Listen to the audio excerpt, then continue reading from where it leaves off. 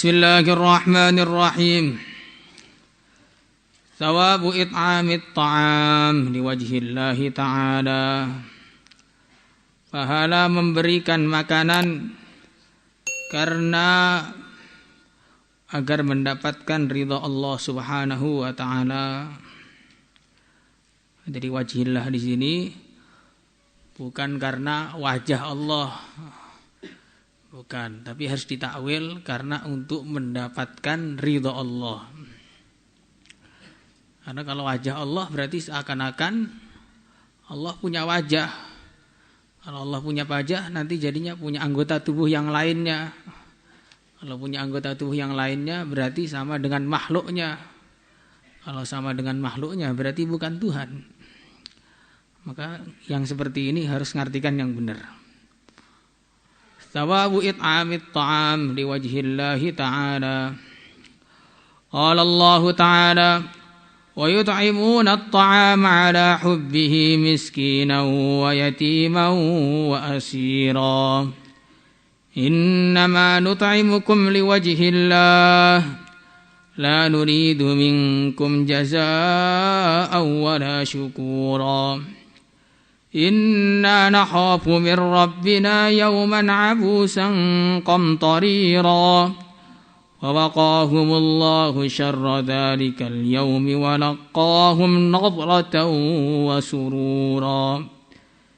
Ila qawlihi ta'ala inna hadha kana lakum jazaa'a wa kana sa'yukum mashkura.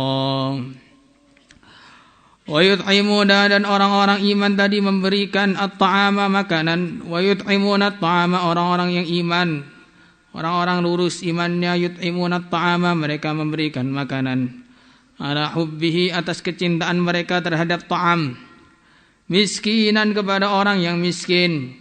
Wa yatiman, dan kepada orang yatim yang tidak punya ayah. Orang yang belum balik, yang tidak punya ayah. Jadi kalau sudah balik kayak kalian gak punya ayah bukan yatim. Wa yatiman, orang yatim, wa asiran, dan tawanan. Innama nut'imukum, hanyalah kami memberikan makan kepada kalian liwajhillahi, untuk mendapatkan ridha Allah. La nuridu, kami tidak menghendaki minkum, dari kalian, jazaan, balasan apapun, wala syukuran, dan tidak pula ucapan terima kasih. Inna nakhafu, sungguhnya kami semua khawatir, takut, min rabbina, dari azab Tuhan kami. Yauman, pada suatu hari, abusan, yang menjadikan orang bermuka masam. Itu hari kiamat. Qamtarira, yang memiliki kesulitan-kesulitan yang sangat banyak. Wa waqahumullah, maka Allah Subhanahu wa ta'ala menjaga mereka. Syarra dzalikal yaumi, keburukan hari itu. Walaqahum, dan memberikan kepada mereka nadratan, kecerahan di wajah mereka, wasururan, dan kegembiraan. Ila qaulihi ta'ala, cerita-cerita tentang surga itu dalam surat Al-Insan. Inna hada, sesungguhnya ini semua yang disebutkan dalam ayat-ayat ini, kana lakum, adanya bagi kalian, jazaan, sebagai balasan amal kalian. Wa kana sa'yukum, dan sesungguhnya usaha kalian, perbuatan kalian, mashkura, perbuatan yang disyukuri, maksudnya diterima dan akhirnya diberi balasan. Di ayat ini Masya Allah memberikan macam-macam perlindungan bagi kita, yang mana memang ayat-ayat Al-Quran itu diantara haknya, selain dibaca dan dihafalkan, di antara haknya ayat Al-Quran itu direnungi maknanya. Afala yatadabbarunal Qur'an, tadabbur. Jadi selain kita sibuk sabak sabti yang memang harus kita kerjakan, manzil yang harus kita kerjakan juga. Karena kalau tidak dikerjakan, kita tidak memenuhi aturan pondok. Maka kita juga harus punya amalan namanya membaca Al-Quran dengan merenungi maknanya. Dibaca pelan-pelan sehingga kita bisa meresapi kalam Allah Subhanahu wa taala seakan-akan Allah langsung yang berbicara kepada kita. Sehingga baca Al-Qur'an itu seakan-akan dinasihati oleh Allah langsung. Sehingga hati kita mengatakan, diriku, kamu ini sudah dinasihati langsung sama Allah. Kok masih ngengkel mau minta dinasihati siapa lagi? Itu perlu kita kerjakan itu. Selain kita ini harus sabak, sabki, manzil yang memang itu kewajiban kita. Maka kewajiban kita yang lain membaca Al-Quran dengan merenungi maknanya. Kalau memang kita belum tahu maknanya, minimal kita baca Quran terjemah itu. Sehingga tahu beberapa makna-makna Al-Quran. Kalau masalah istimbat ahkamnya, istidlalnya, itu tugasnya para ulama. Minimal kita merenungi sehingga baca Quran itu nikmat. Bukan selalu baca Quran itu cepet-cepetan. Semuanya insyaallah. Jadi ayat ini para mufassirin mengatakan turun kepada Sayyidina Ali secara khusus. Walaupun sebagaimana kita ketahui dalam kaidah al-ibratu bi umumil lafz la bi khususis sabab. Yang dianggap itu adalah maksud dari lafaz itu bukan sebab, tapi kita perlu ceritakan sedikit bagaimana ceritanya Sayyidina Ali radhiyallahu taala anhu. Sayyidina Ali radhiyallahu taala anhu suatu ketika bekerja kepada seseorang dengan gaji mendapatkan beberapa gandum, beberapa sok atau beberapa mud dari gandum. Hitungan takaran dalam bahasa Arab. Kemudian setelah sampai rumah mendapatkan gandumnya tadi, beliau membagi gandumnya menjadi 3. Sepertiga yang pertama oleh beliau diolah untuk dimakan bersama keluarganya. Setelah makan, setelah matang, siap dikonsumsi, datang seorang miskin mengetuk pintu. Tuan, saya belum makan sama sekali. Berikanlah makanan kepada aku. Maka sepertiga yang sudah dibikin diberikan kepada orang miskin tadi. Kemudian beliau ambil sepertiga yang kedua, dibikin lagi, diolah lagi, dimasak lagi sedemikian rupa. Setelah siap saji, ada orang mengetuk pintunya. Tuan, yang datang adalah anak yatim. Tuan, saya belum makan sama sekali. Berilah makan kepada aku. Maka gandum yang sudah siap saji tadi diberikan kepada anak yatim tersebut. Maka tinggal sisa sepertiga yang ketiga, yang terakhir. Diolah lagi, dimasak lagi dengan sedemikian rupa. Setelah siap santap, datang lagi orang mengetuk pintu, yaitu seorang tawanan mengetuk pintu. Tuan, saya belum makan, berikanlah makanan kepada aku. Maka sepertiga yang ketiga diberikan kepada tawanan tadi. Sehingga di rumah tidak ada makanan sama sekali. Maka saking ikhlasnya Sayyidina Ali dan keluarganya dalam memberikan makanan ini kepada 3 orang tadi, maka Allah langsung menurunkan ayat pujian yang dibaca selama 1400 tahun. Dipuji oleh Allah 1400 tahun. Siapa yang baca ayat ini akan ingat, ini amalannya Sayyidina Ali memberikan makanan ketika beliau sedang butuh kepada makanan tersebut. Maka di sini wa yut'imuna at-ta'ama ala hubbihi, atas kecintaan kepada makanan tersebut. Ini tafsir yang paling aula.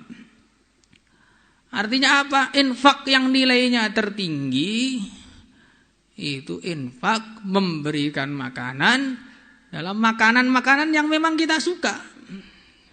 Ini sesuai dengan ayat yang lain, lang tanalul birra hatta tunfiku mimma tuhibbun. Kalian tidak akan mendapatkan kebaikan yang tertinggi sebelum menginfakkan apa yang kalian cintai. Maka setelah mendengar ayat tersebut, Sayyidina Abu Talhah radhiyallahu ta'ala anhu langsung menginfakkan hartanya yang paling beliau cintai, yaitu kebun Biruha atau Bairuha. Kurang lebih namanya seperti itu. Artinya kita ini usaha bagaimana apa yang kita cintai itu kita keluarkan juga demi mendapatkan ridhonya Allah Subhanahu wa taala. Umpamanya kita ini tidak senang susu, terus dapat paketan susu kita kasih kepada teman kita. Ya ini satu kebaikan, tapi belum kebaikan yang tertinggi. Kita tidak suka minuman jahe, kemudian datang minuman jahe kita berikan kepada guru kita. Yang nggak suka malah diberikan pada ustadznya. Ini bahaya ya begini ini. Maka ini satu kebaikan, tetapi bukan kebaikan yang tertinggi. Tapi seandainya kita itu paling seneng minuman namanya kopi umpamanya. Datang kopi yang terbaik, yang paling mahal dari Aceh, kopi Aceh. Setelah datang kita paling suka dengan ini. Mendengar ayat lan tanalul birra hatta tunfiqu mimma tuhibbun. Ini minuman yang paling saya cintai, saya berikan kepada saudara saya demi mendapat ridha Allah. Nah, kalau ini langsung dapat kebaikan yang tertinggi ya begini ini. Maka yang kita paling cintai itulah yang usaha kita keluarkan. Yang usaha kita keluarkan. Orang zaman sekarang paling suka duit. Berarti kadang-kadang juga perlu mengeluarkan duit, kadang-kadang. Bukan terus-menerus, habis nanti bahaya juga. Ya. Ala hubbi miskinan wa yatiman wa asira. Diberikan kepada orang-orang yang butuh. Karena memberikan kepada orang yang tidak butuh, itu pahalanya tidak sama dengan memberikan kepada orang yang butuh. Orang yang butuh kita beri itu pahalanya lebih di atasnya lagi daripada kita memberi kepada orang yang tidak butuh. Karena itu ada bentuk bantuan yang lebih. Kemudian yang kedua, innama nut'imukum liwajhillah la nuridu minkum jazaa'an wala syukura. Ini yang kedua, ini yang penting lagi, yang sangat penting. Karena semua santri zahirnya setiap hari amal. Semua santri itu full pagi ya, hirzian subuh bagi yang melek. Ada bagi sebagian orang juga kehirzian. Kemudian taklim kamar, kemudian masuk tahfidz, kemudian qailullah, baru bangun langsung makan, habis itu langsung sholat, persiapan, ngaji, lagi siang sampai jam 4. Bahkan kalau tahasus sampai 4:30. Kemudian sholat asar, langsung ngaji sore, persiapan maghrib, terus ikut talfidz, kemudian manzil, mutolaah, istighosah, penuh dengan amalan. Tapi kadang-kadang tidak liwajhillah, tidak ikhlas karena Allah. Nah, ketika perkara itu tidak ikhlas karena Allah, ya akhirnya tidak ada nilainya. Karena saya dulu menceritakan amalan yang tidak ikhlas, maka amalan-amalan tadi bukan mendatangkan kebaikan, justru mendatangkan kemaksiatan. Maka kok ada orang yang kelihatannya tiap hari amal terus, kok tiba-tiba belok? Ini sebabnya diantaranya dicurigai amalnya yang dulu itu gak ada yang ikhlas, sehingga Allah tidak menolong dia untuk amal lagi. Orang masuk Islam kok tiba-tiba menjelang akhir hayat, naudzubillah murtad. Ini apa sebabnya? Di antara berarti Islamnya dulu gak ikhlas. Maka amalan gak ikhlas itu bukan hanya gak dapat pahala, amalnya gak ikhlas itu berdosa. Amal gak ikhlas itu berdosa. Maka kita murnikan amalan kita semuanya, mulai pakai peci, pakai sorban, pakai jubah, pakai sarung, sebagaimana ngaji kiai kemarin itu. Semuanya dinisbatkan kepada Rasulullah Sallallahu Alaihi Wasallam. Bukan karena sekedar style, bukan hanya sekedar fashion, bukan hanya sekedar gaya-gayaan, tidak. Karena kita mengerjakan semua ikut Nabi. Kalau sudah ikut Nabi berarti ikhlas. Kita amal semuanya karena pengen mencari ridha Allah, tidak minta pujian kepada makhluk. Kalau kita pikir ini, maunya kita memberikan bantuan kepada seorang, yang paling layak berterima kasih itu kita, bukan dia. Kita mau ngasih makan seseorang, yang paling layak terima kasih itu kita, bukan dia. Karena sebab dia menerima makanan kita, kita dapat pahala. Kita keluarkan satu keping roti, bisa masuk ke dalam surga. Seandainya dia nggak mau nerima sedekah kita, maka kita nggak dapat pahala sedekah. Kalau kita nggak dapat pahala sedekah, akhirnya kita nggak bisa masuk surga. Maka harusnya orang itu kalau ngasih orang jangan merasa menguntungkan orang lain. Justru dia yang paling diuntungkan ketika orang lain mau menerima pemberian dia. Coba kamu cuma mengeluarkan 1.000 rupiah. Dia hanya mendapatkan 1.000 rupiah. Yang hanya buat satu tempe saja sekarang cuma satu. Ada yang 1.000 juga tempe itu. Nah, kita kasih dia 1.000 rupiah, manfaatnya satu tempe. Tapi dia memberi manfaat kepada kita 1.000 rupiah yang ikhlas itu bisa menghalangi kita untuk masuk neraka. Ittaqun nara walau bisyikki tamrah. Kalau orang itu sedekah setengah kurma yang ikhlas, setengah kurma itu akan menghalangi dia dari masuk neraka. Padahal setengah kurma nggak mungkin 1.000 rupiah, paling berapa? Nggak ada yang mau beli. Maka kalau kita ini memberi kepada orang lain, jangan sampai kita merasa menguntungkan dia. Justru rasakanlah dalam hati, dialah yang menguntungkan kita. Sebab adanya dia, kita mendapat pahala. Itu sehingga innama nut'imukum liwajhillah la nuridu minkum jazaa'aw wala syukura. Ini dari segi, dilihat dari segi orang yang memberi. Tapi kalau orang yang diberi, perintahnya beda lagi. Orang yang memberi diperintahkan jangan minta pujian. Jangan minta ucapan terima kasih kepada orang yang diberikan bantuan. Tapi kalau orang yang diberi, perintahnya beda lagi. Malam yashkurin nas, lam yashkurillah. Siapa yang tidak mau berterima kasih kepada manusia, maka berarti dia tidak berterima kasih kepada yang menciptakan manusia, yaitu Allah Subhanahu wa ta'ala. Dalam hadis Tirmidzi dikatakan kurang lebihnya, barang siapa yang diberi sesuatu, fawajada falyujzihi. Kalau orang diberi sesuatu dia mampu membalas, maka hendaknya diberikan sesuatu yang sama kepada orang yang memberi. Fa illam yajid falyusni. Kalau enggak punya apa-apa, hendaknya memuji pemberian itu. Fa innaman asna faqad syakara wa man katama faqad kafara. Atau kama ja'at fir riwayah. Siapa yang setelah diberi dia memuji, berarti dia telah syukur atas nikmat itu. Siapa yang setelah diberi dia tidak memuji, malah diem saja, sudah dikasih kayak nggak pernah dikasih selama-lamanya, maka dia sungguh telah kufur dengan nikmat Allah. Ini harus dari dua perspektif ini, dari dua arah pandang harus kita lihat semua. Karena kalau nggak dilihat semua, agama itu jadi timpang pemahamannya. Ada hadis-hadis yang memerintahkan kepada kita untuk menahan diri dari minta-minta. Juga ada hadis-hadis yang memerintahkan kepada kita untuk bersedekah. Makanya akhirnya orang-orang mengamalkannya kebalik. Orang-orang kaya menghafalkan hadis-hadis yang melarang orang untuk minta-minta. Orang-orang miskin menghafalkan hadis yang memerintahkan untuk sedekah. Maka setiap orang miskin minta, Tuhan berilah sedekah.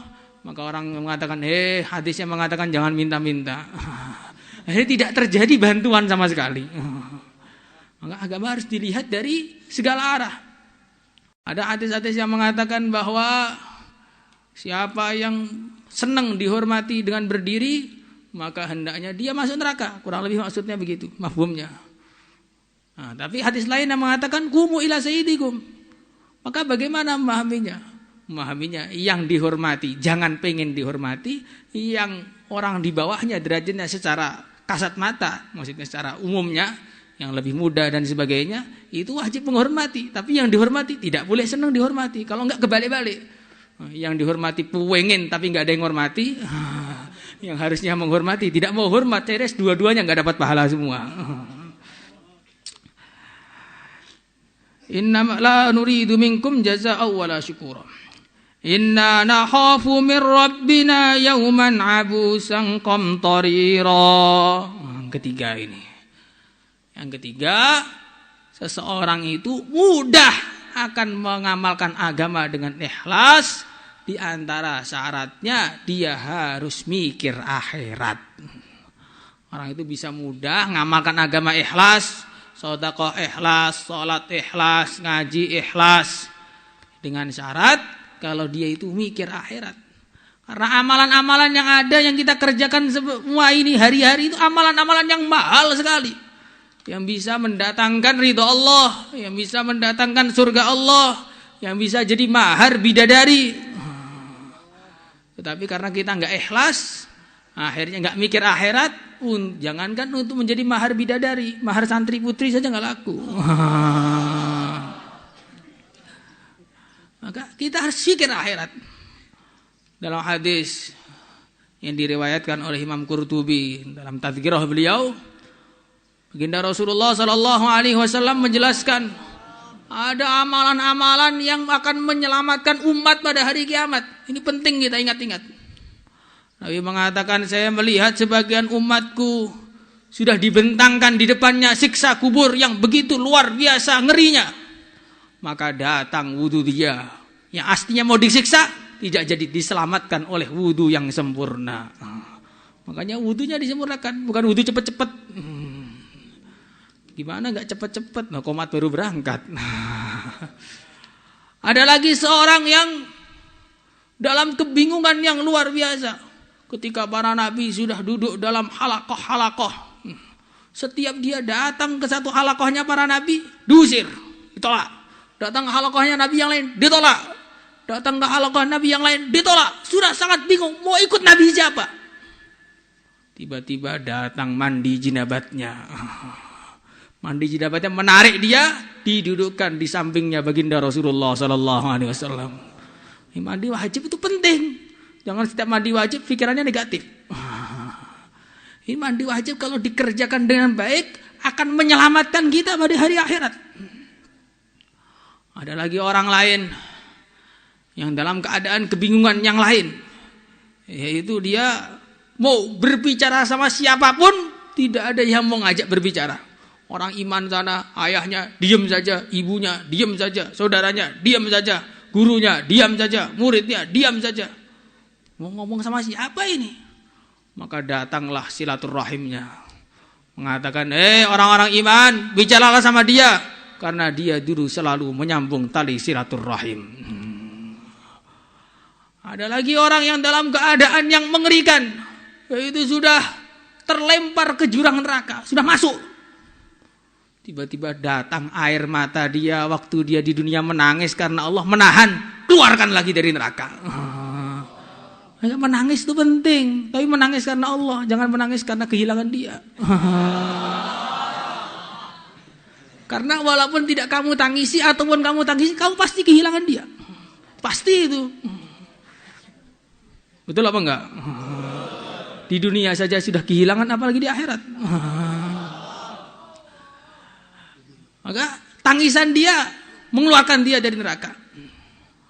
Ada orang yang api neraka sudah hampir menyambar wajahnya, dia kebingungan menahan dengan tangan. Tiba-tiba datang sedekah dia jadi pagar, cut, langsung tertahan, api neraka masuk lagi, nggak kena wajah dia. Ada lagi orang yang di sirat nggak bisa lewat, gemetar saking takutnya. Emang sirat kecil dan di atas neraka pas. Tiba-tiba datang rasa husnudzonnya kepada Allah, baik sangganya kepada Allah, membawa dia langsung ditarik ke surga. Ada orang lagi yang sohifahnya, lembaran catatan amalnya sudah terbang ke arah kiri. Yang mana kalau ke arah kiri berarti celaka selama-lamanya. Tiba-tiba datanglah takut dia kepada Allah waktu di dunia, ditarik, nggak boleh ke kiri. Dia dulu pernah takut kepada Allah, ditaruh di tangan kanannya. Ada lagi orang yang sudah dihadapkan di hadapan Allah Subhanahu wa taala, tapi ada hijab, ditolak, enggak bisa masuk. Maka datanglah akhlaknya yang baik mendorong dia disoankan langsung ketemu pada Allah yang bila kaifin wala misal. Jadi kita amalan-amalan tadi itu semua masing-masing harus kita jaga. Kalau kita bisa menjaga amalan-amalan tadi, maka nanti Allah Subhanahu wa taala akan menolong kita di akhirat. Maka amal jangan pilih-pilih. Saya kak dakwah saja, jangan. Saya kak wirid saja, jangan. Saya kak ngaji saja, jangan. Lalu terus bagaimana? Ngajilah, dakwahlah, wiridlah. Itu baru sempurna. Kalau nanti kita kerjakan semuanya, akhirnya masing-masing dari amalan kita akan menolong kita dari kejadian-kejadian yang mengerikan itu. Karena semua kejadian itu akan terjadi oleh setiap manusia. Kalau kita punya wudu, punya sholat, punya zakat, punya sedekah, punya husnudzon kepada Allah, punya nangis karena Allah, maka amalan-amalan kita akan menyelamatkan kita semua. Semoga termasuk kita semua. Maka caranya biar ikhlas, pikir akhirat. Fawaqahumullahu syarra dzalikal yaum walaqahum nadratan wa surura. Ketika mereka terus amal, kemudian ikhlas, hasilnya apa? Ketakutan-ketakutan mereka diganti oleh Allah dengan keamanan dan diberi ganjaran. Yang pertama, nadrah. Wajahnya dibikin oleh Allah cemerlang, terang benderang seperti bulan purnama. Bahkan bisa dilihat dari perjalanan 1000 tahun. Sangat terang, glowing. Istilah zaman sekarang glowing. Wajahnya jadi terang, dan terangnya ini tidak berubah-berubah. Kalau di dunia ini terangnya karena perawatan, terangnya karena pakai citra, terangnya pakai shinzui.